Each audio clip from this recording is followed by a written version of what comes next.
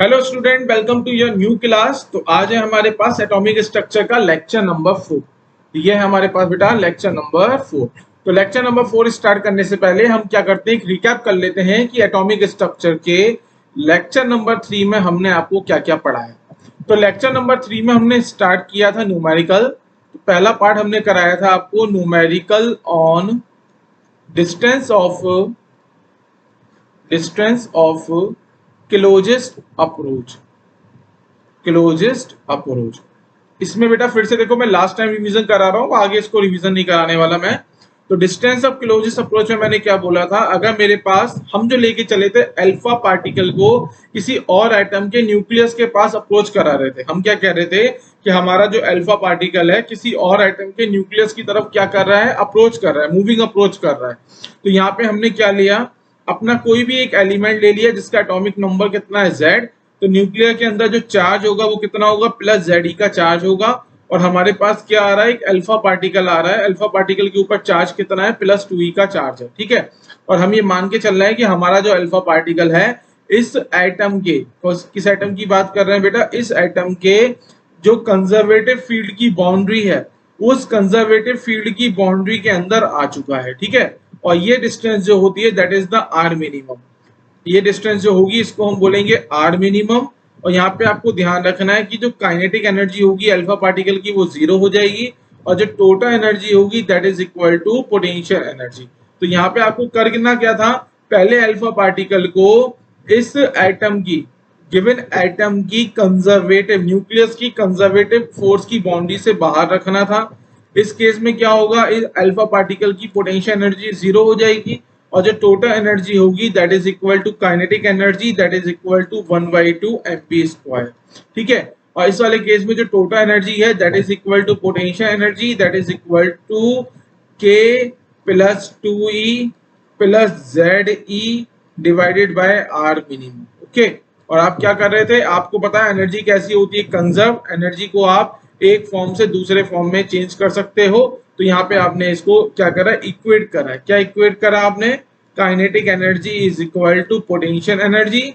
इसका मतलब 1/2 mv² is equal to k 2E ZE divided by R minimum. Okay, यहाँ पे ध्यान क्या देना है, व्हाट इज m जो है मास है अल्फा पार्टिकल का। अगर हम v की बात करेंगे, v क्या हो जाएगा, velocity of alpha particle.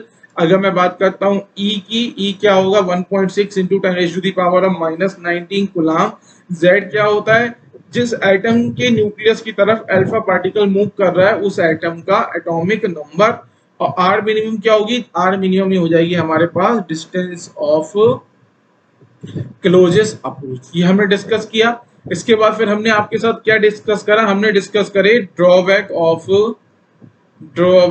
Of Rutherford model. Drawback of Rutherford's model ये हमने डिस्कस करे। तो बेटा इन मॉडल में हमने क्या क्या बताया, पहला ड्रॉबैक ये था कि जो मैक्सवेल की इलेक्ट्रोडायनेमिक थ्योरी है वो ये कहती है कि एक एक्सेलेटिंग चार्ज पार्टिकल क्या करता है, ऑल द टाइम एनर्जी को इमिट करेगा। अब जो हमारा इलेक्ट्रॉन है वो भी कैसा है, एक्सेलेटिंग चार्ज पार्टिकल है, तो ये भी एनर्जी को क्या करेगा, इमिट करेगा। इसका मतलब अब हमारे पास अगर ये न्यूक्लियस है और ये हमारे पास एक इलेक्ट्रॉन है, तो इलेक्ट्रॉन अब एक सर्कुलर पाथ पे मूव ना करके किस पाथ पे मूव करेगा, एक स्पाइरल पाथ पे मूव करना स्टार्ट करेगा। और कुछ टाइम के बाद हमारा जो इलेक्ट्रॉन है वो न्यूक्लियस के साथ कोलैप्स करेगा, या ठीक है, कोलैप्स करने के साथ एटम की आइडेंटिटी लूज हो जाएगी। तो ये क्या हो गया, फर्स्ट ड्रॉबैक। दूसरा ड्रॉबैक मैंने ये बताया कि Rutherford model could not explain the electronic configuration. और तीसरा ड्रॉबैक ये था कि Rutherford model could not explain the discontinuous in spectrum. तो ये हमने पूरा डिस्कस किया। इसके बाद हमने लास्ट पॉइंट हमने स्टार्ट किया था वेव। तो वेव के लिए हमने ये बताया था कि it is the mode of energy transfer between the source and receiver without movement of the matter.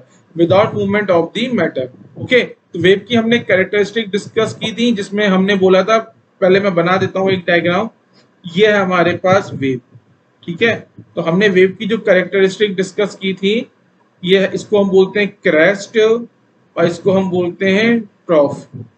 ठीक है, तो पहला था हमारे पास एम्पलीट्यूड। यहाँ पे मैं लिख देता हूँ साइड बाय साइड में। फर्स्ट हमने डिस्कस करा था एम्पलीट्यूड, यहाँ पे स्पेस है, यहाँ पे डिस्कस कर लेते हैं। एम्पलीट्यूड की डेफिनेशन मैंने आपको क्या बताई थी, it is the height of crest और डेप्थ ऑफ ट्रॉफ, ठीक है।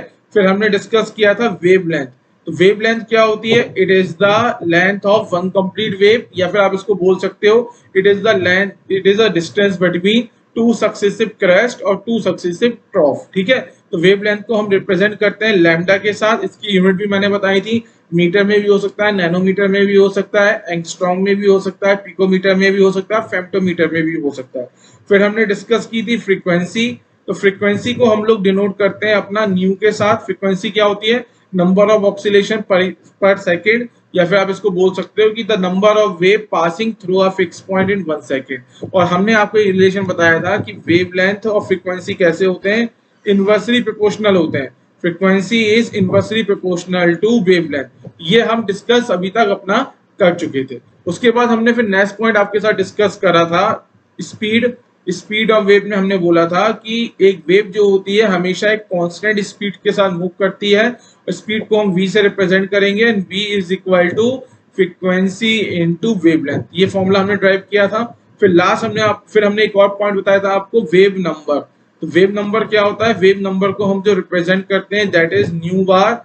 वेव नंबर क्या होता है, the number of wave present in per unit length या फिर इन 1 मीटर लेंथ। तो wave number is also equal to 1 by lambda. ये भी हमने डिस्कस किया था। और हमने एक डिस्कस किया था time period.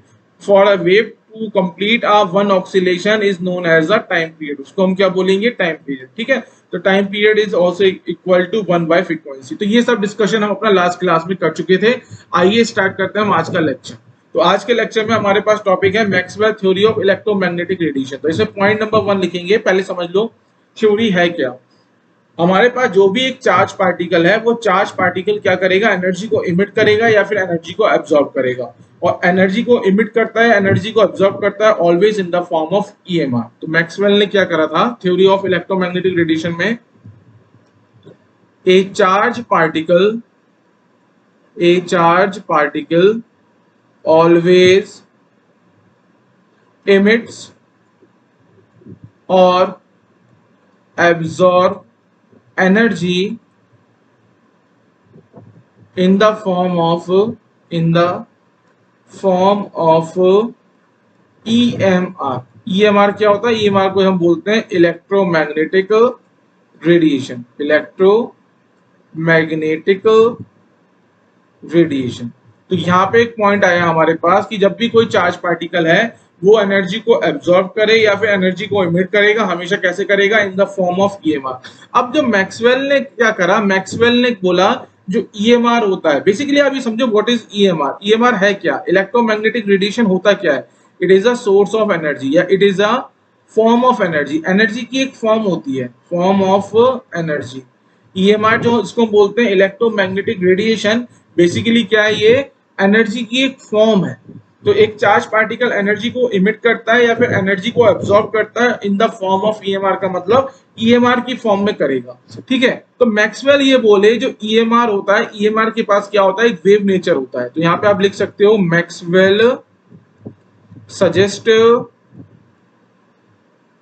Wave nature of EMR. तो मैक्सवेल ने क्या सजेस्ट करा, मैक्सवेल ने ईएमआर के वेव नेचर को सजेस्ट करा, ठीक है। अब ये मैक्सवेल क्या कहते हैं, मैक्सवेल ये कहते हैं अब जो ईएमआर है जिसको हम बोलते हैं इलेक्ट्रोमैग्नेटिक रेडिएशन, उसके पास कैसा नेचर हो गया बेटा, वेव नेचर हो गया। तो अब नेक्स्ट पॉइंट लिखेंगे, एन एक्सिलेटिंग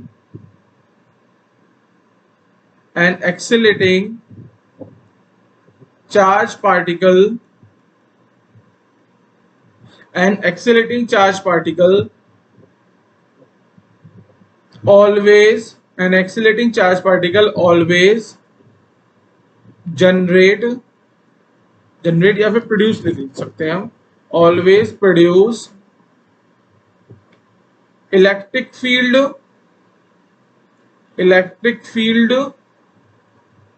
एंड मैग्नेटिक फील्ड। तो क्या डिस्कशन हुआ बेटा, यहाँ पे डिस्कशन यहाँ पे हुआ कि एक एक्सेलेटिंग चार्ज पार्टिकल है वो हमेशा क्या करेगा, वो हमेशा प्रोड्यूस करेगा एक इलेक्ट्रिक फील्ड को और एक मैग्नेटिक फील्ड को, ठीक है। फिर आगे देखते हैं हम, these electric field these electric field and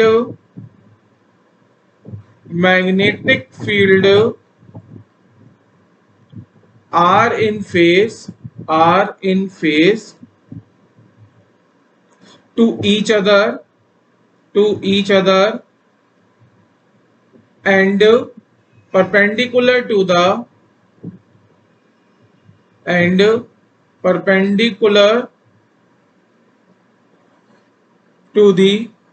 perpendicular to the direction of energy propagation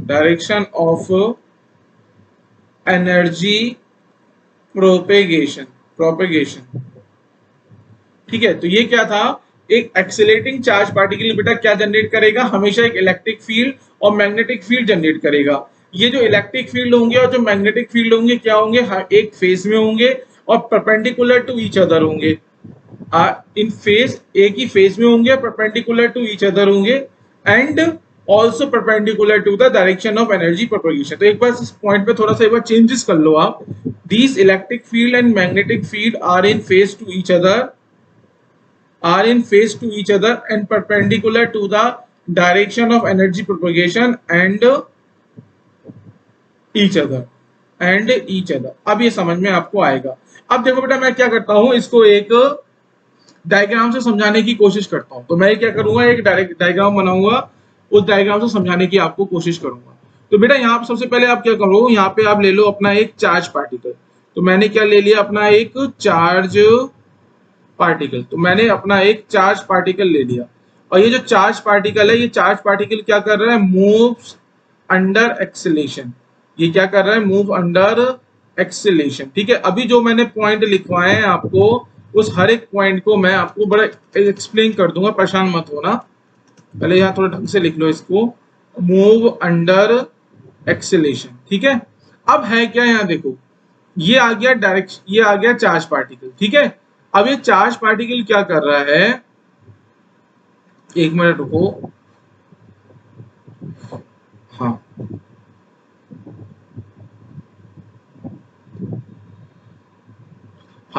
अब ये चार्ज पार्टिकल बेटा क्या कर रहा है, मूव अंडर एक्सेलेरेशन कर रहा है। ठीक है, जब एक charge particle move under acceleration करेगा तो वो क्या करेगा, इलेक्ट्रिक फील्ड और मैग्नेटिक फील्ड को जनरेट करेगा। तो हम क्या कर रहे हैं, हम इलेक्ट्रिक फील्ड बना रहा हूं मैं। सबसे पहले मैंने क्या बना दिया, इलेक्ट्रिक फील्ड बना दिया। This is the electric field.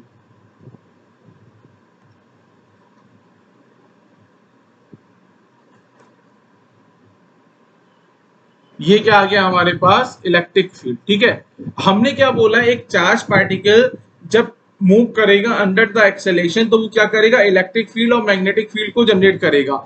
अब ये जो इलेक्ट्रिक फील्ड है और मैग्नेटिक फील्ड है वो क्या है, सेम फेस में है और mutually perpendicular to each other. तो बेटा यहां मैं बना देता हूं अपना मैग्नेटिक फील्ड। तो ये बनाया मैंने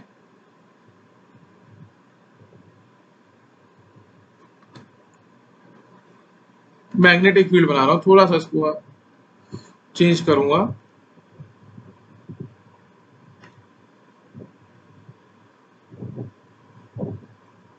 ठीक है, तो अब आप देख सकते हो जो हमारा इलेक्ट्रिक फील्ड है, this is the electric field. Red colour से जो मैंने बनाया इसको मैं बोल रहा हूं इलेक्ट्रिक फील्ड। ठीक है, इलेक्ट्रिक फील्ड की ये आ गया इलेक्ट्रिक फील्ड। और जो मैं ब्लू कलर से बनाया है, ब्लू कलर से जो मैंने बनाया है, ये क्या है हमारे पास, ये है हमारे पास मैग्नेटिक फील्ड। ये क्या है हमारे पास, मैग्नेटिक फील्ड। ब्लू कलर वाले को मैं लिख देता हूं magnetic field. Okay, blue colour वाला क्या हो गया, मैग्नेटिक फील्ड। तो इलेक्ट्रिक फील्ड और मैग्नेटिक फील्ड आपस में कैसे हैं, इलेक्ट्रिक फील्ड और मैग्नेटिक फील्ड आपस में कैसे हैं बेटा, परपेंडिकुलर। तो यहाँ पे आप लिख दोगे direction of magnetic field, magnetic field direction, और यहां आप लिख दो electric field direction, electric field direction. ठीक है, तो हमने क्या बोला, जब एक चार्ज पार्टिकल मूव करता है अंडर द एक्सेलेरेशन तो वो दो फील्ड जनरेट करता है। कौन कौन से फील्ड जनरेट करेगा, इलेक्ट्रिक फील्ड और मैग्नेटिक फील्ड। ठीक है, तो जो इलेक्ट्रिक फील्ड होते हैं और जो मैग्नेटिक फील्ड होते हैं वो कैसे होते हैं, म्यूचुअली परपेंडिकुलर होते हैं। इलेक्ट्रिक फील्ड देखो, इलेक्ट्रिक फील्ड हमारा आ रहा है एक्स डायरेक्शन में, अगर ये डायरेक्शन हमारे पास एक्स है तो इलेक्ट्रिक फील्ड आ रहा है एक्स डायरेक्शन में, और जो मैग्नेटिक फील्ड है वो मैग्नेटिक फील्ड हमारा आ रहा है बाई डायरेक्शन में। अगर ये डायरेक्शन मेरे पास y है तो मैग्नेटिक फील्ड किस में आ रहा है, बाई डायरेक्शन में। साथ में क्या बोला, जो डायरेक्शन ऑफ एनर्जी प्रोपोगेशन होगी वो perpendicular to the both the field. तो इसका मतलब जो z डायरेक्शन होगी, इस z डायरेक्शन को हम बोल सकते हैं direction of energy propagation, direction of energy propagation. ठीक है, ये आप पॉइंट थोड़ा समझने की कोशिश करो जो मैं समझाना चाह रहा हूं कि एक एक्सेलरेटिंग चार्ज पार्टिकल क्या करेगा, इलेक्ट्रिक फील्ड और मैग्नेटिक फील्ड जनरेट करेगा। इलेक्ट्रिक फील्ड और मैग्नेटिक फील्ड कैसे होंगे, म्यूचुअली परपेंडिकुलर होंगे। इलेक्ट्रिक फील्ड और मैग्नेटिक फील्ड कैसे होंगे, हमारे म्यूचुअली परपेंडिकुलर होंगे। साथ में जो डायरेक्शन ऑफ एनर्जी प्रोपोगेशन होगा, direction of energy propagation is perpendicular to both the field. अब मैंने यहाँ पे एक वर्ड लिखवाया है आपको, यहाँ ध्यान से देखो क्या लिखवाया है मैंने, आपको यहाँ हाईलाइट कर देता हूँ कि these electric field and magnetic field are in phase to each other. ये क्या है, सेम फेस में है एक दूसरे के रेस्पेक्ट में। तो यहाँ आप देख सकते हो, बड़ा ध्यान से देखना, जिस पॉइंट पे इलेक्ट्रिक फील्ड जीरो हो रहा है उसी पॉइंट पे मैग्नेटिक फील्ड जीरो हो रहा है, और जिस पॉइंट पे इलेक्ट्रिक फील्ड की वैल्यू मैक्सिमम है उसी पॉइंट पे मैग्नेटिक फील्ड की वैल्यू मैक्सिमम है।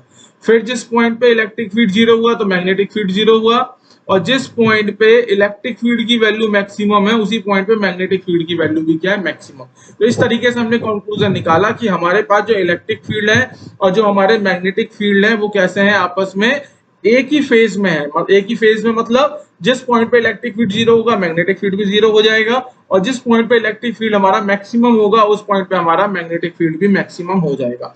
पर जो डायरेक्शन ऑफ एनर्जी प्रोपोगेशन होगी वो क्या होगी, दोनों फील्ड के परपेंडिकुलर। वो डायरेक्शन ऑफ एनर्जी प्रोपोगेशन क्या होगी, दोनों फील्ड के परपेंडिकुलर। ठीक है, तो ये पॉइंट आई थिंक आपको समझ में आया होगा। अब इसमें हम नेक्स्ट पॉइंट लिखेंगे, क्या लिखेंगे, कौन सा पॉइंट है हमारे पास, ये पॉइंट नंबर 6। तो पॉइंट नंबर 6 में लिखो एन EMR। EMR का मतलब इलेक्ट्रोमैग्नेटिक रेडिएशन।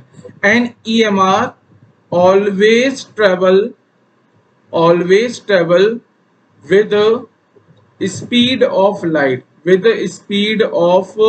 लाइट, जो EMR होता है बेटा हमेशा स्पीड ऑफ लाइट के साथ ट्रेवल करेगा। और स्पीड ऑफ लाइट आपको पता है कितनी होती है, 3 × 10⁸ मीटर पर सेकेंड। कितनी होती है, 3 × 10⁸ मीटर पर सेकेंड। अब मैंने आपको वेव की कैरेक्टरिस्टिक में वेव की स्पीड पढ़ाई थी, क्या पढ़ाई थी मैंने, velocity is equal to wavelength into frequency. पर EMR के पास जो वेलोसिटी होती है फॉर एन EMR, अगर हम EMR की बात करेंगे तो EMR की जो वेलोसिटी होती है that is equal to C, that is equal to 3 × 10⁸ metre per second. तो यहाँ से हमारे पास रिलेशन आ गया C is equal to lambda into nu, C is equal to lambda into nu. What is यहाँ, और आप इसको ऐसे भी याद कर सकते हो, nu is equal to CY lambda. तो मोस्ट ऑफ द टाइम मैं फॉर्मूले को इसी फॉर्म में यूज करूंगा, nu is equal to CY lambda. पर आपको ध्यान क्या रखना है, जो इंपॉर्टेंट पॉइंट है, this formula is valid only for EMR। ये फॉर्मूला हमारा सिर्फ EMR के लिए ही वैलिड है, क्योंकि EMR जो होता है, EMR का मतलब हो गया इलेक्ट्रोमैग्नेटिक रेडिएशन। तो हमारा जो EMR होता है travel with the speed of light. EMR जो है वो हमारा ट्रेवल कर रहा है with the speed of light. I think ये समझ में आया आपको। चलिए नेक्स्ट हम मूव करते हैं। नेक्स्ट पॉइंट हमारे पास हो जाएगा, नेक्स्ट पॉइंट कौन सा पॉइंट होगा, आई थिंक 7 नंबर का पॉइंट होगा। 7 नंबर का पॉइंट आप इसमें लिखिए, EMR does not required any medium. तो EMR का मतलब इलेक्ट्रोमैग्नेटिक रेडिएशन को ट्रेवल करने के लिए मीडियम की रिक्वायरमेंट नहीं होती है। इट मींस, इसका मतलब क्या है, it means EMR travel with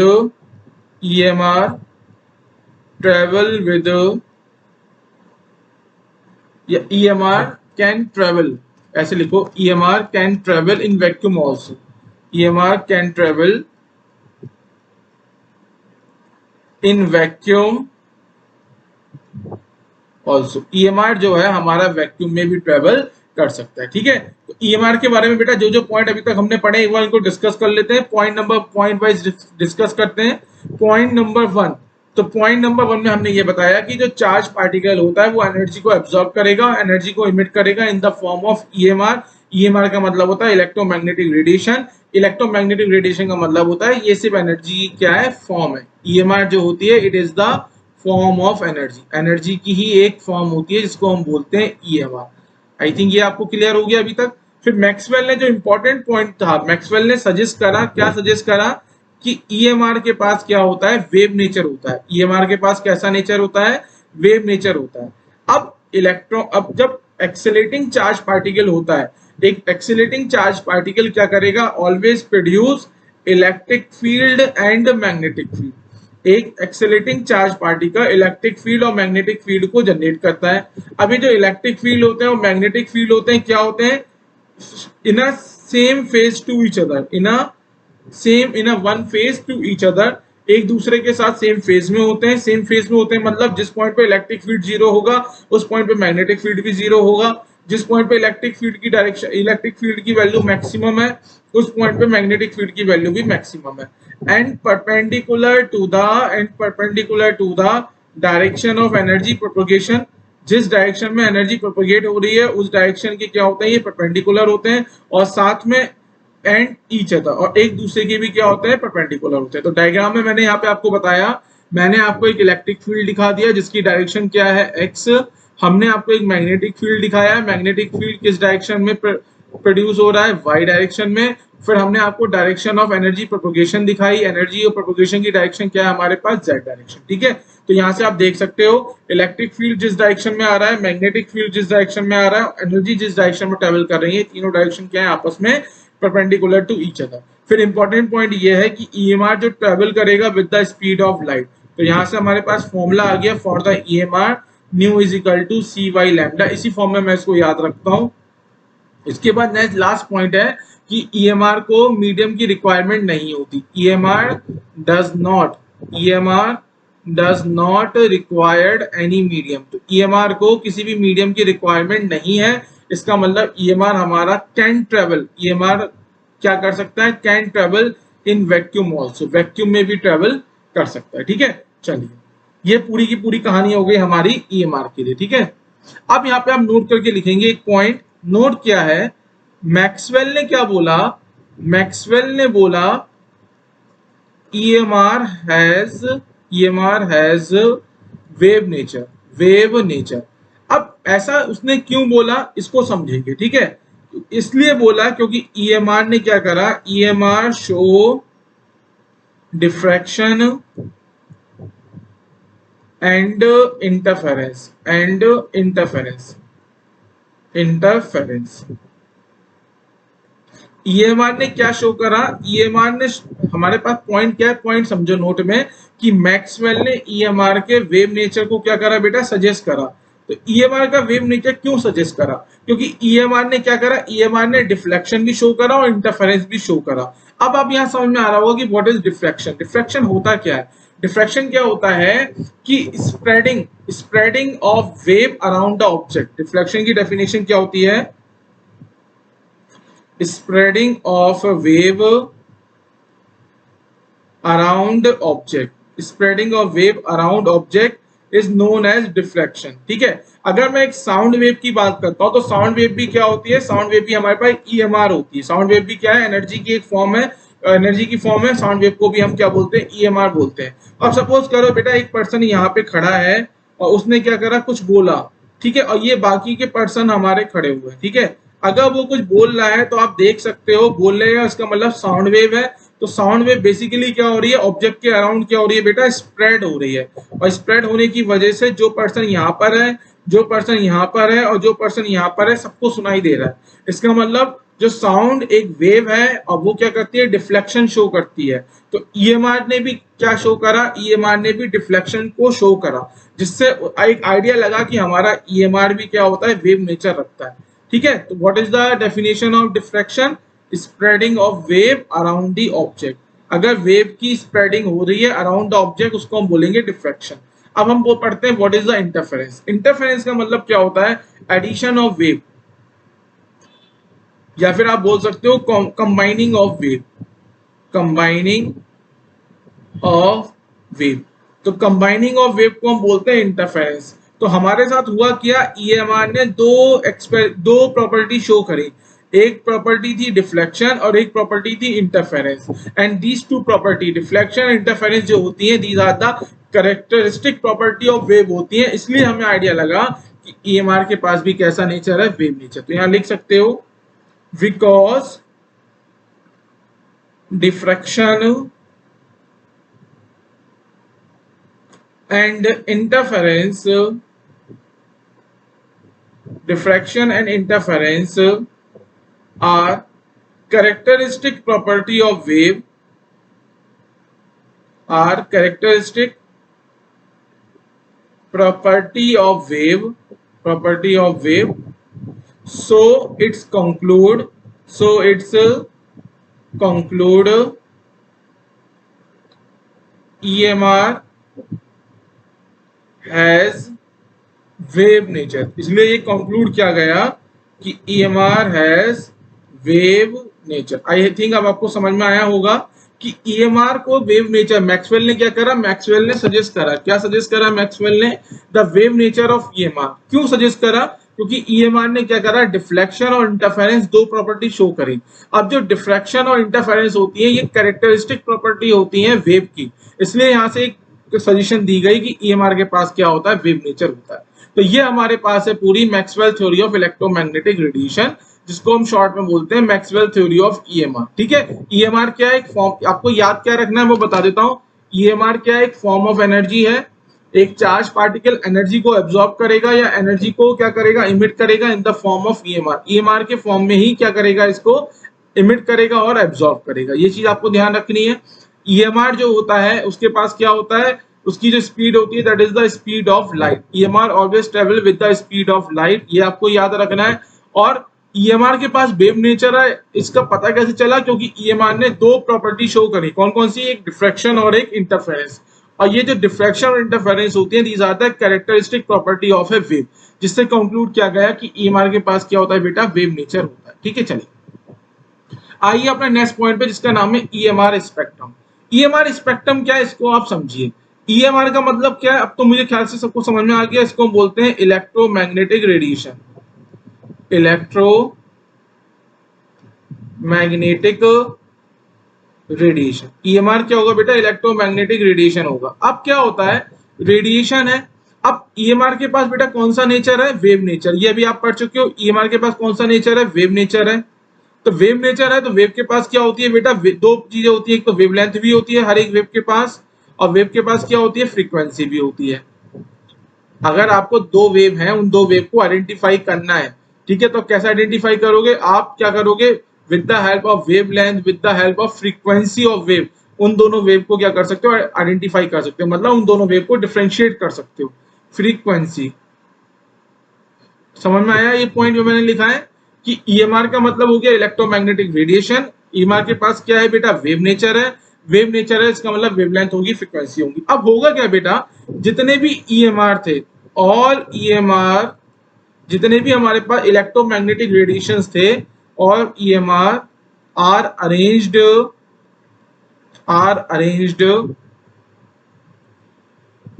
according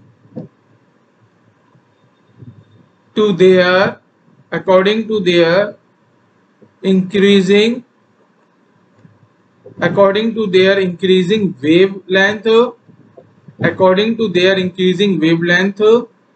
or frequency, or decreasing, or according to their increasing in wavelength or decreasing in frequency, अब आपने क्या करा, आपके पास जितने भी ईएमआर थे, जितने भी इलेक्ट्रोमैग्नेटिक रेडिएशंस थे, हर एक रेडिएशन कैसा होगा बेटा, हर एक रेडिएशन के पास वेव नेचर होगा, हर एक रेडिएशन के पास खुद की एक वेवलेंथ होगी, खुद की एक फ्रीक्वेंसी होगी। तो आपने क्या करा, उन हर एक इलेक्ट्रोमैग्नेटिक रेडिएशन को अरेंज कर दिया है। कैसे अरेंज करा, increasing order of their wavelength या फिर decreasing order of their frequency. तो ऐसा अरेंजमेंट करने के बाद क्या हुआ, a group of pattern is obtained, a group और पैटर्न इज ऑब्टेन, हमें क्या मिला, एक ग्रुप ऑफ पैटर्न हमें मिला, इज ऑब्टेन, और इसी ग्रुप ऑफ पैटर्न को हमने क्या बोला, spectrum. This is known as, this group और pattern is known as is known as spectrum। पहले आप यहाँ लिखो स्पेक्ट्रम लिखो, is known as spectrum। फिर से समझो था क्या, आपके पास जितने भी EMR थे उन EMR को आपने अरेंज कर दिया है इंक्रीजिंग ऑर्डर ऑफ, यहाँ मैं हाईलाइट कर देता हूं, इंक्रीजिंग ऑर्डर ऑफ वेवलेंथ और डिक्रीजिंग ऑर्डर ऑफ फ्रीक्वेंसी। तो इसकी वजह से आपको क्या मिला, इसकी वजह से आपको एक ग्रुप और एक पैटर्न मिला। इस ग्रुप ऑफ पैटर्न को ही हम क्या बोलते हैं, स्पेक्ट्रम बोलते हैं। क्योंकि बेटा ये ग्रुप ऑफ पैटर्न है किस चीज का, इलेक्ट्रोमैग्नेटिक रेडिएशन का, इसलिए हम इस स्पेक्ट्रम को भी क्या बोलते हैं, EMR स्पेक्ट्रम। यही स्पेक्ट्रम हमारा क्या कहलाता है, EMR स्पेक्ट्रम। समझ में आई कहानी, पूरी कहानी क्या थी कि EMR स्पेक्ट्रम होता क्या है, जितने भी इलेक्ट्रोमैग्नेटिक रेडिएशंस थे हमने उनको अरेंज कर दिया है in the increasing order of their wavelength और decreasing order of their frequency. तो इससे हमें क्या मिला, एक पैटर्न मिला, उस पैटर्न को हमने स्पेक्ट्रम बोला। क्योंकि ये पैटर्न हमारा EMR का था इसलिए इस स्पेक्ट्रम को हम बोलते हैं इलेक्ट्रोमैग्नेटिक स्पेक्ट्रम। अब यहाँ पे समझो, ये स्पेक्ट्रम हम अरेंज कर रहे हैं उसको हम समझेंगे, ठीक है, समझो। तो बेटा ये हमें क्या मिला, ये हमें मिला स्पेक्ट्रम। इस स्पेक्ट्रम के अंदर हमें क्या क्या मिली वो अब आपको देखनी है। सबसे पहले आपको मिली गामा रेस, एक्स रेस, थोड़ा सा लाइन में बना ही लेता हूं, गामा रेस मिली आपको, गामा रेस के साथ आपको मिली एक्स रे मिली आपको,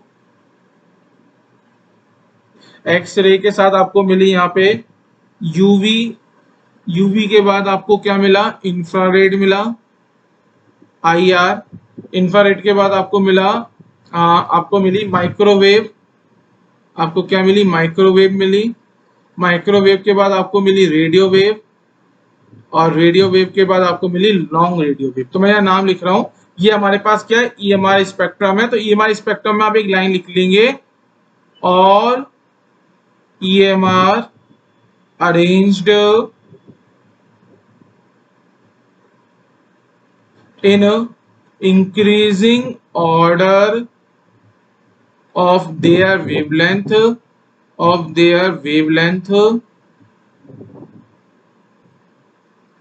और decreasing order of their frequency, decreasing order of their frequency। ये अब आपको समझना है बेटा, क्या था, ये आपके पास स्पेक्ट्रम मिला। तो इस स्पेक्ट्रम के अंदर क्या मिली, कुछ पर्टिकुलर रेंज की जो वेवलेंथ थी उनको हमने अलग अलग रेस को बोला। तो ये स्पेक्ट्रम जो स्टार्ट हुआ, इसकी स्टार्टिंग हुई 10⁻⁻16 मीटर से, और यहाँ पे जो लास्ट EMR था, उस लास्ट EMR मतलब एक ऐसा EMR जिसके पास मैक्सिमम जो वेवलेंथ मिली वो वेवलेंथ मिली 10⁸ मीटर की, ठीक है। तो यहाँ पे हम क्या लिख सकते हैं, यहाँ पे हम लिख सकते हैं दिस इज इंक्रीजिंग, और ये भी हमारा क्या आ जाएगा, देखो। तो यहाँ आप लिख सकते हो increasing order of wavelength, increasing order of wavelength. अगर आप लेफ्ट टू राइट मूव कर रहे हो तो इंक्रीजिंग ऑर्डर ऑफ वेवलेंथ है, और अगर आप लेफ्ट टू राइट मूव कर रहे हो तो डिक्रीजिंग ऑर्डर ऑफ फ्रीक्वेंसी है। डिक्रीजिंग ऑर्डर ऑफ हमारे पास क्या है बेटा, फ्रीक्वेंसी। तो बेसिकली अब क्या है, यहाँ पे कुछ समझना पड़ेगा आपको, EMR स्पेक्ट्रम था क्या। EMR स्पेक्ट्रम में क्या था, आपके पास डिफरेंट वेवलेंथ के आपके पास EMR थे, आपने उनको ग्रुप कर दिया एक पैटर्न में। तो हमारे पास क्या हुआ, हमारे पास पहला रीजन आया, इसको हम बोलेंगे गामा रेस। क्या मिली, गामा रेस। अगर आपसे कोई पूछे कि अगर गामा रेस की वेवलेंथ मैक्सिमम होती है कि मिनिमम होती है, तो गामा रेस की जो वेवलेंथ होगी वो क्या होगी, मिनिमम होगी। गामा रेस की जो वेवलेंथ होगी मिनिमम होगी। बेसिकली आपको क्या मिल रहा है, डिफरेंट वेवलेंथ की क्या मिल रही है, आपको डिफरेंट वेवलेंथ की EMR मिल रही है। तो आपने क्या करा, कुछ पर्टिकुलर वेवलेंथ की EMR उनको बोला गामा रेस, कुछ पर्टिकुलर वेवलेंथ की EMR थी उनको आपने बोला एक्स रेस, उसको आपने क्या बोला, एक्स रेस। फिर हमको मिले यूवी रीजन, हमें क्या मिला, यूवी रीजन। यूवी रीजन का नाम होता है अल्ट्रा वायलेट रीजन। नाम फुल फॉर्म लिख देता हूं मैं, अल्ट्रा वायलेट रीजन। ओके, फिर आपको मिला IR रीजन, IR को हम बोलते हैं infrared, infrared.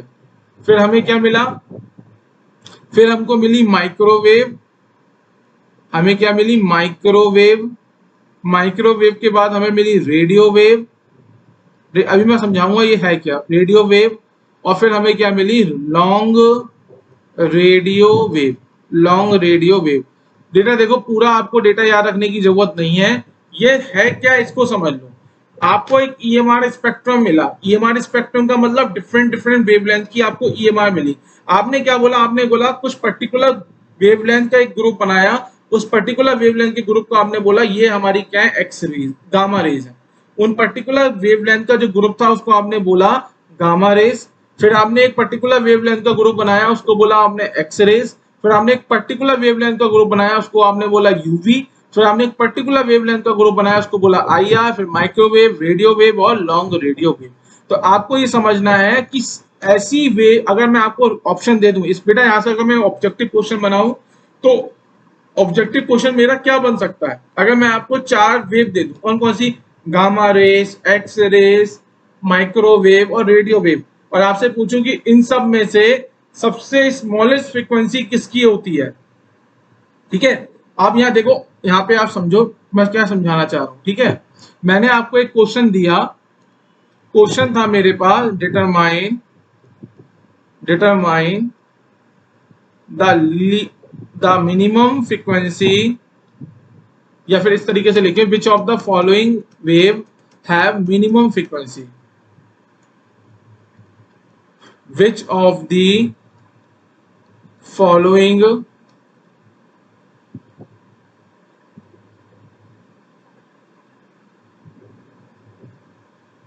Which of the, एक मिनट रुकिए, कोई सिस्टम में प्रॉब्लम हो गई है। क्वेश्चन मैं लिख रहा हूं फिर से,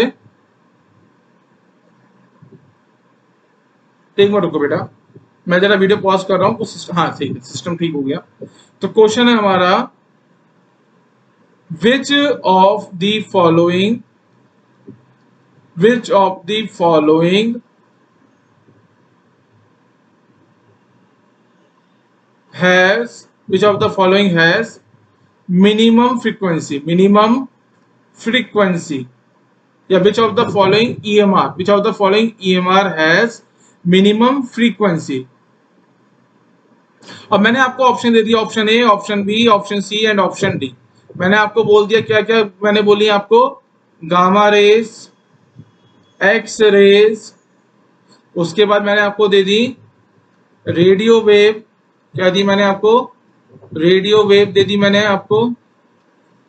ठीक है, और मैं आपको दे देता हूँ माइक्रोवेव, और मैं आपको दे देता हूँ माइक्रोवेव। अब क्वेश्चन है हमारे पास, which of the following EMR has the minimum frequency. तो अब आपको आइडिया लग जाना चाहिए कि आपने क्या पढ़ा है बेटा, आपने EMR स्पेक्ट्रम पढ़ चुके हो। आप क्या पढ़ चुके हो, EMR स्पेक्ट्रम को आप पढ़ चुके हो। तो EMR स्पेक्ट्रम क्या है, EMR स्पेक्ट्रम आपको पता है गामा, एक्स, यूवी, इंफ्रारेड, उसके बाद माइक्रो, माइक्रो के बाद रेडियो, और रेडियो के बाद लॉन्ग रेडियो, लॉन्ग रेडियो। ठीक है, अगर आप इस डायरेक्शन में मूव कर रहे हो तो इस डायरेक्शन में क्या हो रहा है, वेव लेंथ हमारी क्या हो रही है बेटा, वेव लेंथ तो इंक्रीज हो रही है। मतलब गामा रेस की जो वेव लेंथ है 10⁻⁻16 मीटर इस ऑर्डर की है, और जो लॉन्ग रेडियो वेव है इसकी जो वेव लेंथ है वो वेव लेंथ है 10⁸8 मीटर की। ठीक है, और अगर आप लेफ्ट टू राइट मूव कर रहे हो तो फ्रीक्वेंसी हमारी क्या हो रही है, हमारी फ्रीक्वेंसी डिक्रीज हो रही है। फ्रीक्वेंसी क्या हो रही है, डिक्रीज हो रही है। आपसे ये पूछा गया है कि विच of the following, which of the following EMR has the minimum frequency. तो मिनिमम फ्रीक्वेंसी के हिसाब से आप देख सकते हो, अगर हम गामा की बात करेंगे तो गामा के पास मैक्सिमम फ्रीक्वेंसी है। गामा के पास क्या है, maximum frequency and minimum wavelength. Wavelength बेटा जलबाजी में ना गलत टिक मत कर देना, गामा की वेवलेंथ मिनिमम है पर फ्रीक्वेंसी मैक्सिमम है। पर अगर मैं बात करता हूं रेडियो वेव की, तो रेडियो वेव की फ्रीक्वेंसी क्या है, मैक्सिमम। फ्रीक्वेंसी हमारी कैसी है रेडियो वेव की, फ्रीक्वेंसी है, सॉरी फ्रीक्वेंसी कैसी है बेटा, फ्रीक्वेंसी है मिनिमम, और वेवलेंथ कैसी है, वेवलेंथ है मैक्सिमम। ठीक है, आई थिंक आपको समझ में आ गया होगा क्वेश्चन किस टाइप का इसमें से पूछा जा सकता है। तो इसलिए नीट के बच्चे जो हैं, जो बच्चे नीट की तैयारी कर रहे हैं, वो इस चीज को बिल्कुल भी इग्नोर नहीं करेंगे। एक क्वेश्चन में भी हो सकता है इसके ऊपर आ जाए कि विच of the following wave has the maximum wavelength, या फिर मिनिमम वेवलेंथ, या फिर विच of the following EMR has the maximum frequency और मिनिमम फ्रीक्वेंसी। तो ये क्वेश्चन आपका आ सकता है। ठीक है, अब आप यहाँ पे एक चीज आपको ध्यान देनी है, मैं बताता हूं। जो हमारा यूवी रीजन होता है, इस यूवी रीजन के अंदर क्या होता है, एक विजिबल रीजन होता है। यूवी रीजन के अंदर ही बेटा क्या होता है, एक विजिबल रीजन। ये हमारे पास क्या है, मैं कलर चेंज कर देता हूं यहाँ पे। ये जो मैंने बनाया है यहाँ पे, ये मेरे पास क्या है बेटा, इसको हम बोलेंगे विजिबल रीजन। तो यूवी रीजन के अंदर क्या होता है, एक विजिबल रीजन होता है जिसको हम देख सकते हैं। हम जो ह्यूमन आईज होती हैं वो जो देख सकती हैं कितनी वेवलेंथ और कितनी फ्रीक्वेंसी की ईएमआर को देख सकती हैं। इसका मतलब हम जो कुछ देख सकते हैं वो सब किसके अंदर आएगा, विजिबल रीजन के अंदर आएगा।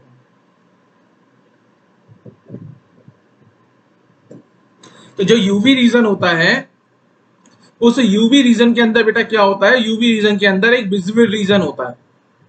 अब मैं विजिबल रीजन को यहाँ पे बना के दिखा रहा हूं। मैं क्या कर रहा हूं, विजिबल रीजन को यहाँ पे बना के दिखा रहा हूं।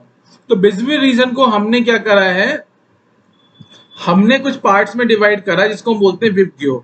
क्या बोलते हैं इसको, विब, VIB, विब, GYOR, GYOR। तो ये जो रीजन है, ये रीजन हमारे पास क्या है, ये रीजन है हमारे पास विजिबल रीजन। तो यहाँ पे जो ये विजिबल रीजन मैंने बनाया है, इस विजिबल रीजन को मैंने क्या करा है, जूम करके दिखा रहा हूँ। मैं आपको बेटा यहाँ पे क्या कर रहा हूँ, जूमिंग करके दिखा रहा हूँ। तो विजिबल रीजन होता है, इसके अंदर क्या होता है, विबग्योर, VIBGYOR, इसको हम बोलते हैं विबग्योर। तो जो विजिबल रीजन का आपको एक चीज ध्यान रखनी है, विजिबल रीजन का जो वेवलेंथ होती है वो 400 नैनोमीटर से स्टार्ट होती है। मतलब जो वॉयलेट रेज होती है, वॉयलेट रेज जो होती है, वॉयलेट रेज की जो हमारी वेवलेंथ होती है, वो वेवलेंथ कितनी होती है, 400 नैनोमीटर से। और जो रेड होती है, रेड रेज जो होती है, इसकी जो वेवलेंथ होती है दैट इज 700 नैनोमीटर। ये चीज आपको ध्यान रखना है। मैं इसका फुल फॉर्म लिख देता हूं, दैट इज विबग्योर। तो विब से ये हो जाएगा वॉयलेट, आई से होता है इंडिगो, बी से होता है ब्लू, जी से होता है ग्रीन, वाई से होता है येलो, ओ से होता है ऑरेंज, आर से होता है हमारे पास रेड।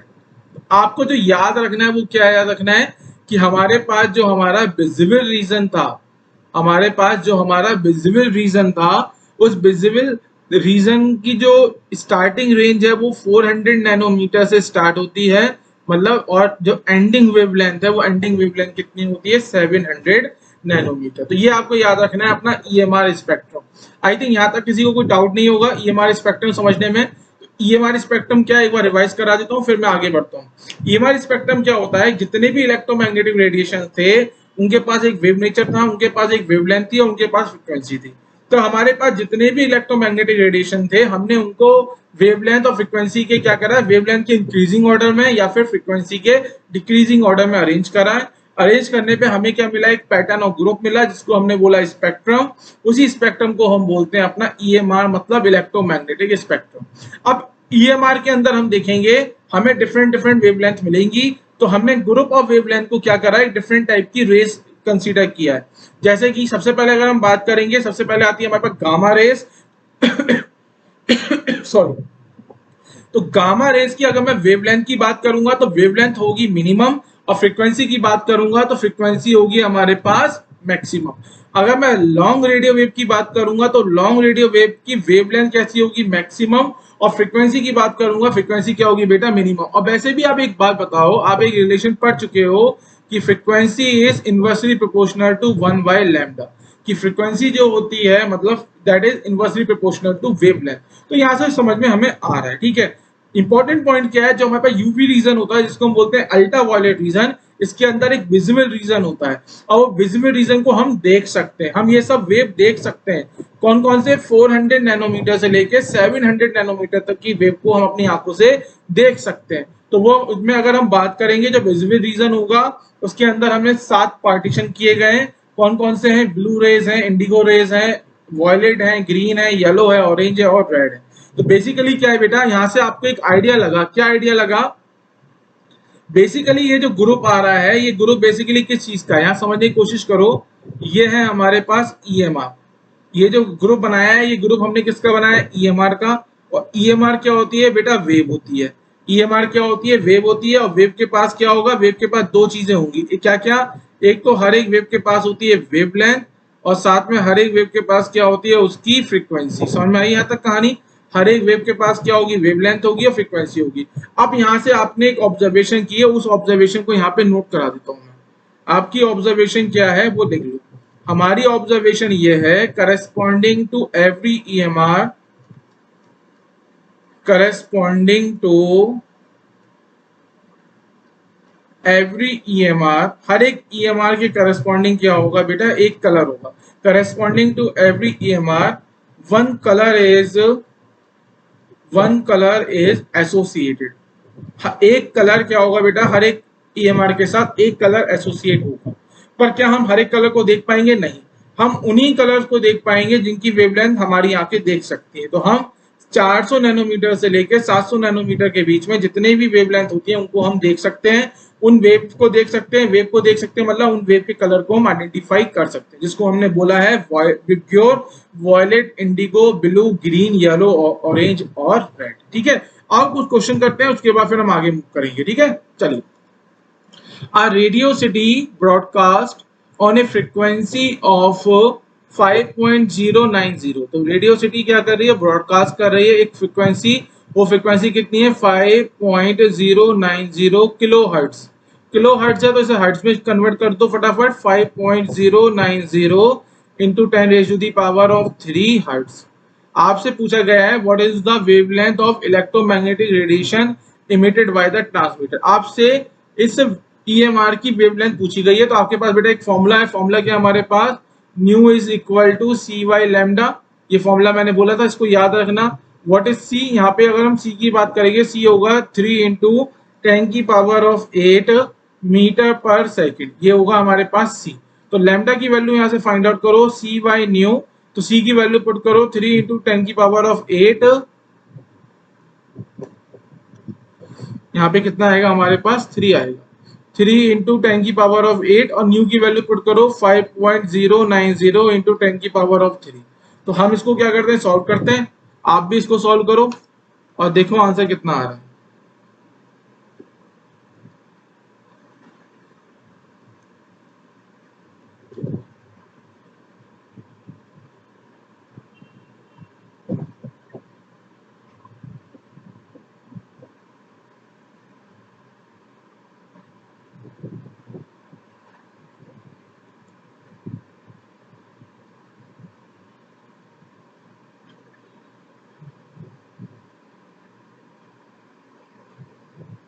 तो सॉल्व करने पे क्या आ रहा है बेटा? सॉल्व करने पे तो आंसर तो आई थिंक यूनिट मैच नहीं हो रही है मेरी। आंसर की अगर मैं बात करता हूं तो आंसर की यूनिट मैच नहीं हो रही है। एक बार रुको। 3 इंटू 10⁸8 डिवाइडेड बाय 5090। ठीक है, तो बेटा यहां से जो लैम्डा की वैल्यू आ रही है वो लैम्डा की वैल्यू आ रही है 58,939.09 मीटर। ये वैल्यू मेरी आ रही है। पर ऑप्शन में देखो, ऑप्शन में तो कोई भी ऑप्शन मैच नहीं हो रहा है। तो एक काम करो बेटा, आप क्या करो यहाँ पे, ये जो किलो हर्ट्ज है, ये जो किलो हर्ट्ज है, क्या तो इस किलो हर्ट्ज को आप मेगा हर्ट्ज में कर दो। इस किलो हर्ट्ज को आप क्या करो? मेगा हर्ट्ज में चेंज कर दो। ये किलो हर्ट्ज नहीं होगा, ये मेगा हर्ट्ज होगा। मेगा हर्ट्ज होगा तो मेगा हर्ट्ज का मतलब यहाँ पे क्या आ जाएगा? यहाँ पे आ जाएगा मेगा हर्ट्ज। तो मेगा हर्ट्ज को हर्ट्ज में कन्वर्ट करेंगे तो यहाँ पे कितना आ जाएगा? 10⁻6। तो इसको जब हम सॉल्व करेंगे तो ये आ जाएगा हमारे पास lambda is equal to 58.939 metre. 58.939 metre. तो यहाँ पे अब हमारा ऑप्शन बी जो है वो हमारा मैच हो जाएगा, ऑप्शन बी हमारा मैच हो जाएगा। ठीक है,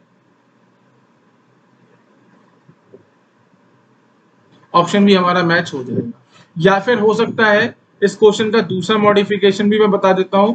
दूसरा मॉडिफिकेशन ये भी हो सकता है कि आपको क्वेश्चन में फ्रीक्वेंसी किलो हर्ट्ज में ही गिवन हो, पर फ्रीक्वेंसी की वैल्यू 5090 किलो हर्ट्ज गिवन हो। ठीक है, तो यहां से भी आप क्वेश्चन सॉल्व कर सकते हो।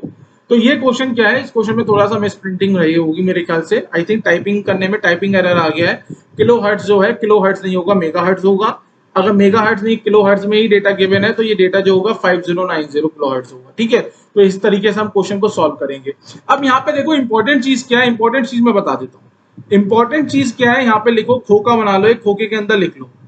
एक हम क्या करते हैं, खोखा बना के खोखे के अंदर लिखेंगे। खोखा बना के खोखे के अंदर आपको क्या लिखना है, देखो बेटा कि जो ईएमआर है, ईएमआर की जो अगर हम स्पीड की बात करेंगे तो ईएमआर की जो स्पीड होगी that is equal to C is equal to 3 into 10 की power of 8 metre per second.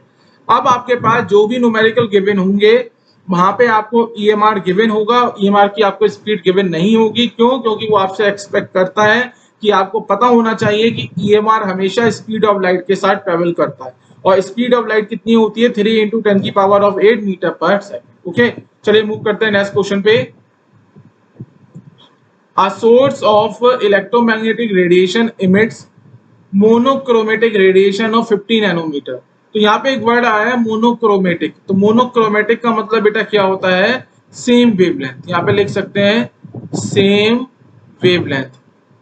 Same wavelength मतलब जो वेवलेंथ आ रही है वो वेवलेंथ कैसी है, सेम। क्वेश्चन में क्या है, a source of electromagnetic radiation emits monochromatic radiation of 50 nanometre. मतलब मोनोक्रोमेटिक रेडिएशन ऑफ 50 नैनोमीटर का मतलब ये देखो यहाँ पे, ये मेरे पास एक सोर्स है, ये मेरे पास क्या है, एक सोर्स है, और इस सोर्स से क्या आ रही है, ईएमआर आ रही है। तो ये मैंने दिखा दी, इस सोर्स के साथ ये सोर्स क्या कर रहा है, ये सोर्स हमारा ईएमआर प्रोड्यूस कर रहा है। और जो ये ईएमआर प्रोड्यूस कर रहा है वो ईएमआर कैसी है, सेम वेवलेंथ की है। इसलिए यहाँ पे इसने वर्ड यूज करा है कैसी है, मोनोक्रोमेटिक है। मोनोक्रोमेटिक का मतलब बेटा this is the EMR 1, this is EMR 2 and this is EMR 3। पर EMR जो है वो मोनोक्रोमेटिक है, मतलब इनकी जो वेवलेंथ है वो वेवलेंथ क्या है, सेम। तो पहली EMR की भी वेवलेंथ कितनी है, 50 नैनोमीटर, या फिर इसे मीटर में कन्वर्ट करो तो मीटर में कितना आ जाएगा, 50 इंटू 10 की पावर ऑफ -9 मीटर। क्योंकि हमें पता है 1 नैनोमीटर इज इक्वल टू 10 की पावर ऑफ -9 मीटर। तो हमने क्या करा, यूनिट कन्वर्जन किया। अब जो दूसरी EMR आ रही है उसकी वेवलेंथ भी कितनी है बेटा, 50 नैनोमीटर, और जो हमारी तीसरी वेवलेंथ है उसकी वेवलेंथ भी कितना है, 50 नैनोमीटर। इसी तरीके से बहुत सारी ईएमआर आ रही होंगी, और हर एक ईएमआर की जो वेवलेंथ है वो वेवलेंथ कैसी है, सेम है। इसलिए हमने बोला है कि हमारे पास जो रेडिएशन है वो रेडिएशन कैसा है, मोनोक्रोमेटिक। जो हमारा वेवलेंथ है वो वेवलेंथ कैसी है, सेम। इसीलिए जो रेडिएशन है वो कैसा है, मोनोक्रोमेटिक है। आपसे पूछा गया what is this wavelength of this radiation. Wavelength नहीं पूछा गया होगा, आपसे पूछा गया है, यहाँ पे करेक्शन है। आई थिंक टाइपिंग एरर इस बार ज्यादा हुआ है। वेवलेंथ नहीं पूछा गया, आपसे पूछा गया wave number of this radiation. यहाँ करेक्शन कर लो, आपसे पूछा गया है wave number of this radiation. तो आपको पता है वेव नंबर की अगर मैं बात करता हूं तो वेव नंबर क्या होता है, वेव नंबर को हम डिनोट किसके साथ करते हैं बेटा, न्यू बार के साथ। ठीक है, न्यू बार क्या होता है, wave number, and wave number is equal to 1 by lambda. ये फॉर्मूला आपको पता है, लैम्डा की वैल्यू आपको पता है 50 इंटू 10 की पावर ऑफ -9 मीटर। तो आप जब इसको सॉल्व करोगे 50 इंटू 10 की पावर ऑफ -9 को जब हम सॉल्व करेंगे तो हमारे पास आ जाएगा 2 इंटू 10 की पावर ऑफ 7 मीटर इनवर्स। इसका मतलब what is the answer of this question, the answer of this question is B. B क्या है, this is the answer of this question. चलिए नेक्स्ट क्वेश्चन पे मूव करते हैं। Calculate the difference between wavelength of two radio wave having frequency 4 hertz and 6 hertz. ये कह रहा है कि दो वेवलेंथ हैं रेडियो वेव। अब देखो बेटा एक चीज ध्यान रखो, अगर क्वेश्चन में वो डायरेक्ट ईएमआर लिख के देता है, कहीं ना कहीं क्वेश्चन में अगर आपको ईएमआर वर्ड दिख रहा है तो अगर EMR वर्ड दिख रहा है तो आप डायरेक्ट क्या करोगे, स्पीड जो है वेव की that is equal to speed of light into 10 की पावर ऑफ 3 इंटू 10 की power of 8 metre per second ले लोगे, ठीक है।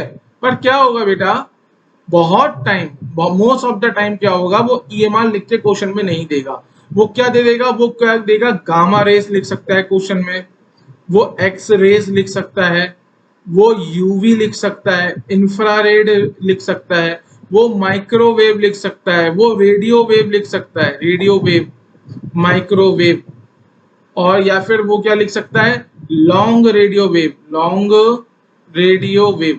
तो ये सब अगर कुछ भी वर्डिंग लिखी हुई है तो इनको देख के आपको क्या आइडिया लगाना है कि ये EMR, जब मैंने आपको EMR क्या पढ़ाया था, हमने जब आपको EMR स्पेक्ट्रम पढ़ाया था, क्या पढ़ाया था हमने, EMR स्पेक्ट्रम। तो उस EMR स्पेक्ट्रम के अंदर हमने दिखाया था कि ये X ray, gamma rays, UV, infrared, micro, radio, long radio, ये सब क्या होते हैं, EMR होती है। इवन लाइट भी क्या है, EMR है, ठीक है। लाइट भी क्या होती है, हमारे पास EMR होती है। तो अब इस क्वेश्चन में देखो, इस क्वेश्चन में उसने आपको डायरेक्ट EMR नहीं दिया, इस क्वेश्चन में उसने लिखा हुआ है 2 रेडियो वेव।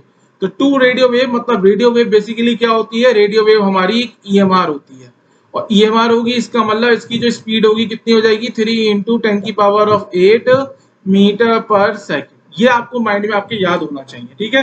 मैंने आपको बता दिया, अगर क्वेश्चन में EMR नहीं लिखा है तो भी आपको समझ में आना चाहिए कि EMR क्या क्या होते हैं। तो रेडियो वेव भी क्या है, EMR ही है, रेडियो वेव भी क्या है, EMR ही है, और EMR बेसिकली होता क्या है, फॉर्म ऑफ एनर्जी ही होता है। तो आपसे पूछा गया है calculate the difference between wavelength of 2 radio wave having the frequency 4 hertz and 6 hertz. Suppose करो मेरे पास फर्स्ट रेडियो वेव है, ये मेरे पास क्या है, फर्स्ट रेडियो वेव, और ये मेरे पास है सेकंड रेडियो वेव, ठीक है। तो फर्स्ट रेडियो वेव की जो वेवलेंथ है उसको मैं लेता हूं λ1, और फर्स्ट रेडियो वेव की जो फ्रीक्वेंसी है वो कितनी होगी, ν1, और ν1 आपको क्वेश्चन में गिवन है कितना, 4 हर्ट्ज। अब मैं सेकंड रेडियो वेव की बात करता हूं, तो सेकंड रेडियो वेव की वेवलेंथ होगी λ2, और सेकंड वेवलेंथ की जो फ्रीक्वेंसी है दैट इज ν2, और ये आपको क्वेश्चन में गिवन है 6 hertz.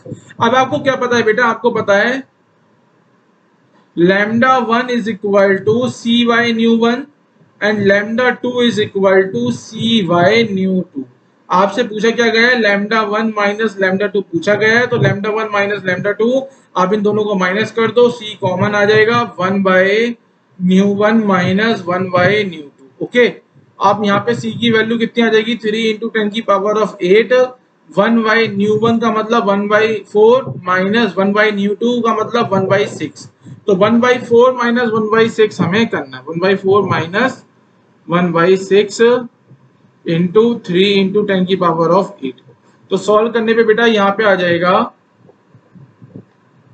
λ1 minus λ2 is equal to 2.5 into 10 की पावर ऑफ 1 2 3 4 5 6 7, 10 की पावर ऑफ 7 मीटर, 10 की power of 7 metre. So what is the answer, answer में आपसे पूछा गया है calculate the difference between the wavelength. तो अगर हम इस क्वेश्चन के यहाँ हम लिख देते हैं आंसर, अगर हम इस क्वेश्चन के आंसर की बात करें, हम किसकी बात कर रहे हैं, इस क्वेश्चन के आंसर की बात, तो मैं कलर चेंज कर देता हूं। अब इस क्वेश्चन के अगर मैं आंसर की बात करूंगा तो आंसर में उसने क्या पूछा है, आपसे पूछा है λ1 माइनस λ2 बताना है, और λ1 माइनस λ2 कितना आया है, 2.5 इंटू 10 की पावर ऑफ 7 मीटर। तो ये हमारे पास क्या हो गया, ये हमारे पास हो गया the difference in wavelength, difference in wavelength हमने निकाल दिया, ठीक है। चलिए अब यहाँ पे हमें क्या करना है, कुछ नोट करके लिखना है। नोट करके बेटा ये इंपॉर्टेंट चीज है, जरा इसको ध्यान से देना। हमने क्या करा, हमने बोला मैक्सवेल ने, बेसिकली हमने नहीं, मैक्सवेल ने बोला कि जो EMR होती है उस EMR के पास कैसा नेचर है, वेव नेचर है। अगर वेव नेचर है, और पता कैसे चला कि EMR ने शो करे, क्या क्या प्रॉपर्टी शो करी, EMR ने डिफ्लेक्शन शो करा और साथ में EMR ने इंटरफेरेंस शो करा। अब हुआ क्या, कुछ एक्सपेरिमेंट कंडक्ट किए गए, some experiment conduct by using EMR, EMR को लेके इलेक्ट्रोमैग्नेटिक रेडिएशन का यूज करके कुछ एक्सपेरिमेंट कंडक्ट किए गए। कौन कौन से एक्सपेरिमेंट कंडक्ट किए गए, पहला है हमारे पास black body radiation, black body radiation. पहला क्या था हमारे पास, ब्लैक बॉडी रेडिएशन। तो ब्लैक बॉडी रेडिएशन बेटा अभी फिजिक्स में पढ़ोगे, डिटेल से पढ़ोगे, तब भी मैं आपको बताता हूं। In the black body radiation experiment, या एक्सपेरिमेंट और लिख लो, ब्लैक बॉडी रेडिएशन एक्सपेरिमेंट। तो ब्लैक बॉडी रेडिएशन एक्सपेरिमेंट में क्या करा गया है, बॉडी के टेम्परेचर में और वेवलेंथ में एक रिलेशनशिप सेटअप की गई है। तो यहां पे हम लिख सकते हैं establish relationship between body temperature and wavelength ठीक है। तो ये हमारे पास क्या था, ब्लैक बॉडी रेडिएशन एक्सपेरिमेंट। हम पढ़ा क्या रहे हैं आपको कि कुछ एक्सपेरिमेंट कंडक्ट किए गए, some experiment conduct by using EMR. EMR का यूज करके हमने कुछ एक्सपेरिमेंट करे, जिसमें पहला एक्सपेरिमेंट है हमारे पास ब्लैक बॉडी रेडिएशन। तो इस एक्सपेरिमेंट में हमने क्या करा, इस एक्सपेरिमेंट में हमने बॉडी के टेम्परेचर और वेवलेंथ के बीच में एक रिलेशनशिप सेटअप की। फिर दूसरा एक्सपेरिमेंट किया गया है हमारा photo electric effect. Photo electric effect, photo electric effect क्या होता है बेटा, देखो फोटो इलेक्ट्रिक एक्सपेरिमेंट भी लिख सकते हो, फोटो इलेक्ट्रिक इफेक्ट भी लिख सकते हो। फोटो इलेक्ट्रिक इफेक्ट क्या होता है, सपोज कीजिए मेरे पास एक मेटल है, ये मेरे पास क्या है, मेटल है। जब इस मेटल के ऊपर क्या होगा, लाइट एनर्जी, इसकी बात कर रहा हूं मैं, लाइट की बात कर रहा हूं। लाइट भी क्या होती है, लाइट भी हमारी ईएमआर ही होती है। अब मैंने जब थोड़ी देर पहले बताया, जब आप मेटल के सरफेस पे लाइट का क्या करोगे, लाइट को इमिट करोगे। लाइट का क्या कर रहे हो बेटा आप,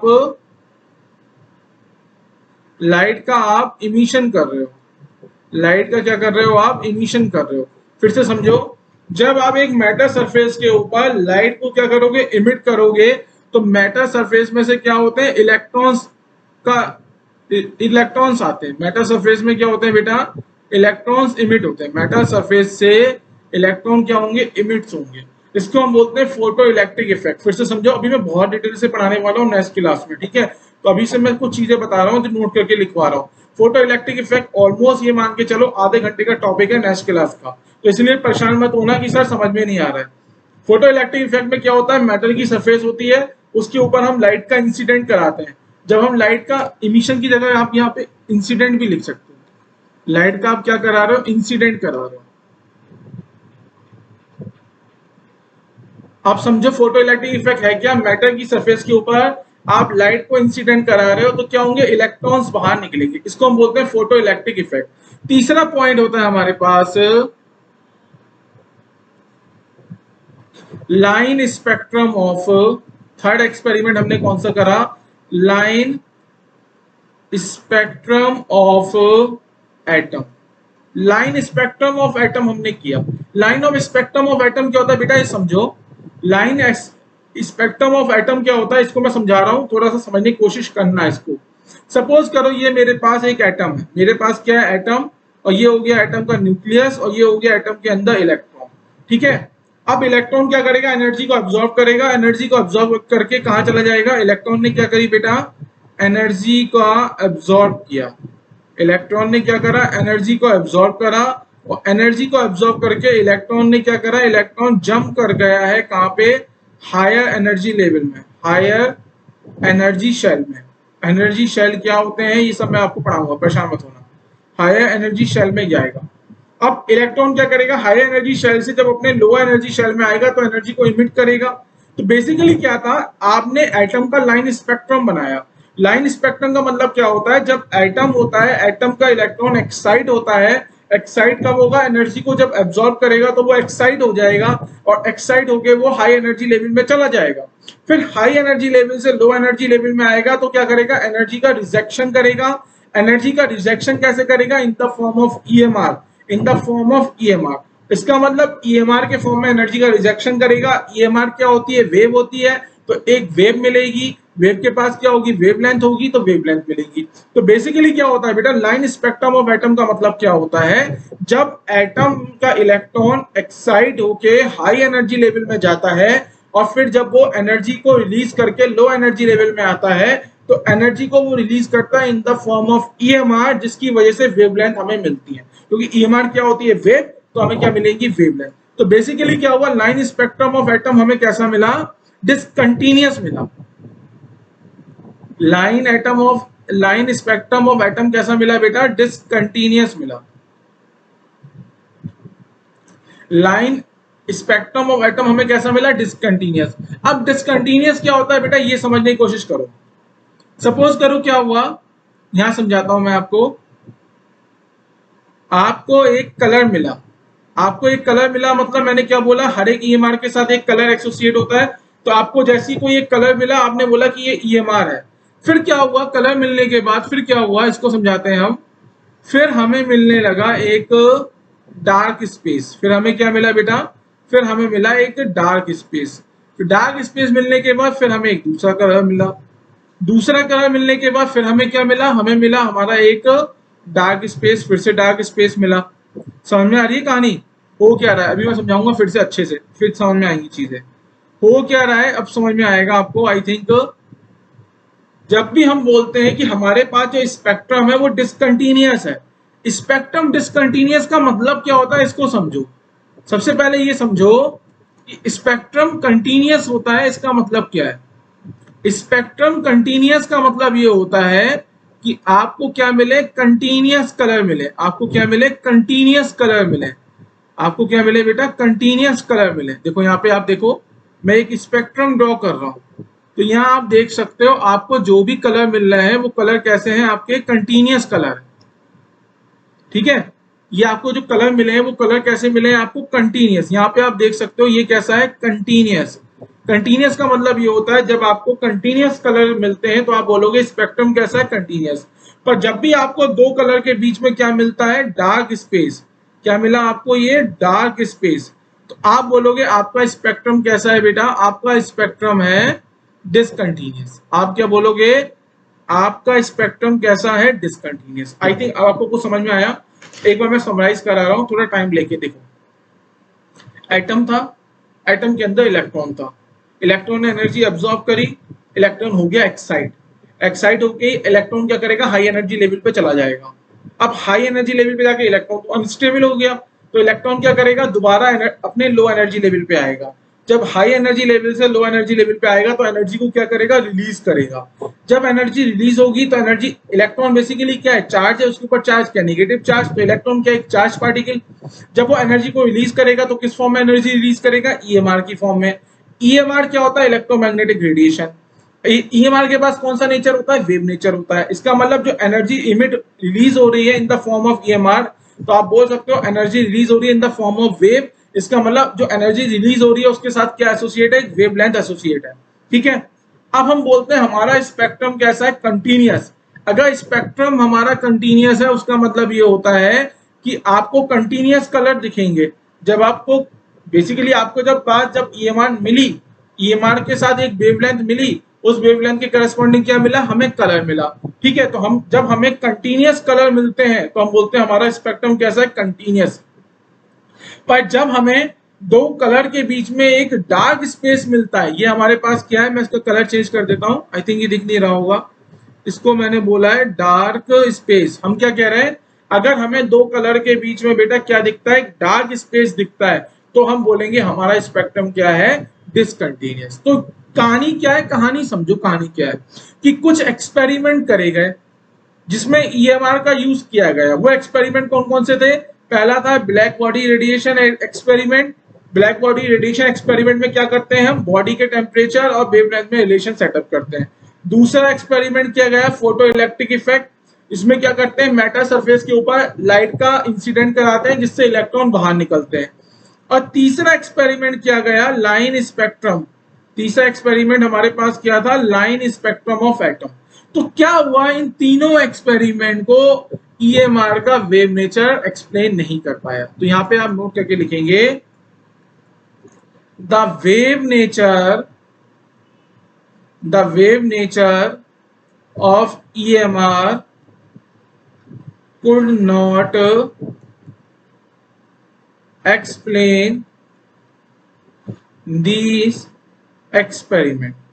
जो वेव नेचर था ईएमआर का वो इन एक्सपेरिमेंट को एक्सप्लेन नहीं कर पाया। ये मैंने नोट लिखवाया। बेसिकली ईएमआर क्या है, ईएमआर ने इंटरफेरेंस शो किया, डिफ्लेक्शन शो किया, जो कि वेव की क्या होती है, कैरेक्टरिस्टिक प्रॉपर्टी होती है। तो हमने बोला ईएमआर के पास वेव नेचर है, तो ईएमआर के पास वेव नेचर है, तो हमने क्या करा, 3 एक्सपेरिमेंट करे जिसमें ईएमआर का यूज किया, और उन एक्सपेरिमेंट के जो रिजल्ट थे, ईएमआर का वेव नेचर उन रिजल्ट को एक्सप्लेन नहीं कर पा रहा था। That is the point. ये आपका क्या है पॉइंट। तो आइए फटाफट हम आज की क्लास को पॉइंट अप करते हैं। आज की क्लास को हम यहीं रोकेंगे। जो हमने पूरा आपको पढ़ाया है मैक्सवेल थ्योरी ऑफ इलेक्ट्रोमैग्नेटिक। तो पहले आ जाओ फटाफट 2 मिनट में इसको रिवाइज करा देता हूं। मैक्सवेल थ्योरी ऑफ ईएमआर क्या कहती है, एक चार्ज पार्टिकल हमेशा एनर्जी को इमिट करेगा और रिलीज करेगा in the form of EMR. EMR के पास वेव नेचर है, ईएमआर एक फॉर्म ऑफ एनर्जी होती है। जब चार्ज पार्टिकल एक्सेलरेट करता है तो इलेक्ट्रिक फील्ड और मैग्नेटिक फील्ड जनरेट करता है। इलेक्ट्रिक फील्ड और magnetic field perpendicular to each other होते हैं और सेम फेज में होते हैं, और जो डायरेक्शन ऑफ एनर्जी प्रोपगेशन होती है वो क्या होती है, perpendicular to these two field होती है। उसके बाद हमने क्या बताया, ईएमआर ऑलवेज ट्रेवल करेगा with the speed of light, जिसकी वैल्यू होती है 3 × 10⁸ मीटर पर सेकेंड। ठीक है। इसके बाद फिर हमने क्या बताया कि ईएमआर को ट्रेवल करने के लिए मीडियम की रिक्वायरमेंट नहीं होती है, वैक्यूम में भी ट्रेवल कर सकता है।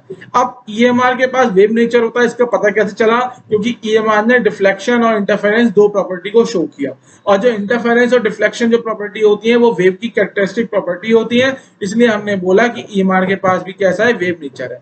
फिर हमने पढ़ा ईएमआर स्पेक्ट्रम। जितने भी हमारे पास ईएमआर थे उनको हमने इंक्रीजिंग ऑर्डर ऑफ वेवलेंथ और डिक्रीजिंग ऑर्डर ऑफ फ्रीक्वेंसी में क्या करा, अरेंज किया है। हमको एक पैटर्न मिला जिसको हमने बोला ईएमआर स्पेक्ट्रम।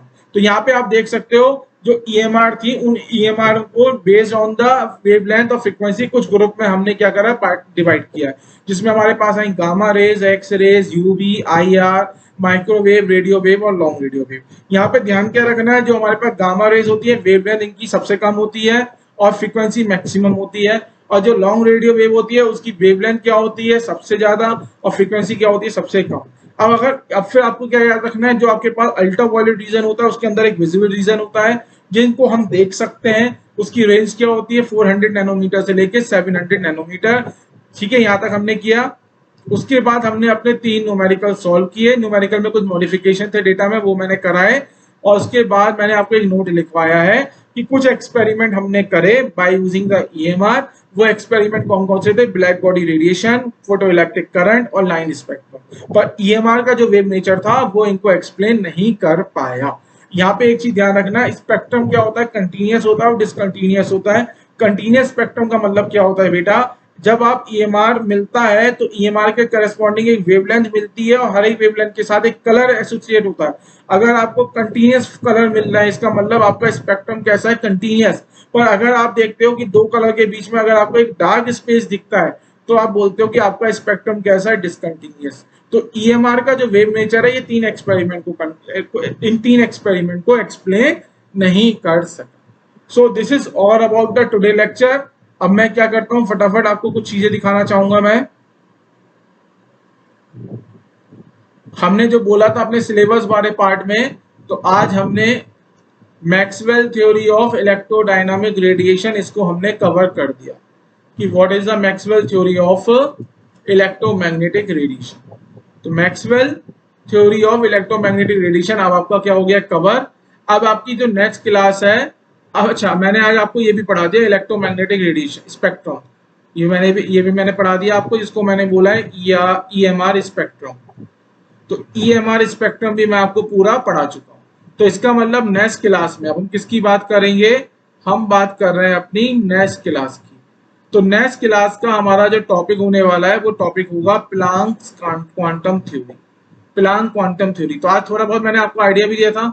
एक मैंने आपको ये बताया था ना कि जो एक्सपेरिमेंट हमने किए थे, कौन से एक्सपेरिमेंट किए थे, पहले था हमारे पास ब्लैक बॉडी रेडिएशन, हमारे पास क्या था ब्लैक बॉडी रेडिएशन, दूसरा था फोटो इलेक्ट्रिक इफेक्ट। ठीक है, तो इसी से रिलेटेड हमारे पास अब नेक्स्ट टॉपिक होने वाला है जिसका नाम है हमारे पास प्लांक क्वांटम थ्योरी। तो मिलता हूं मैं आपसे नेक्स्ट क्लास में, तब तक के लिए अपना ध्यान रखो, हेल्थ का ध्यान रखो, खाने पीने का ध्यान रखो।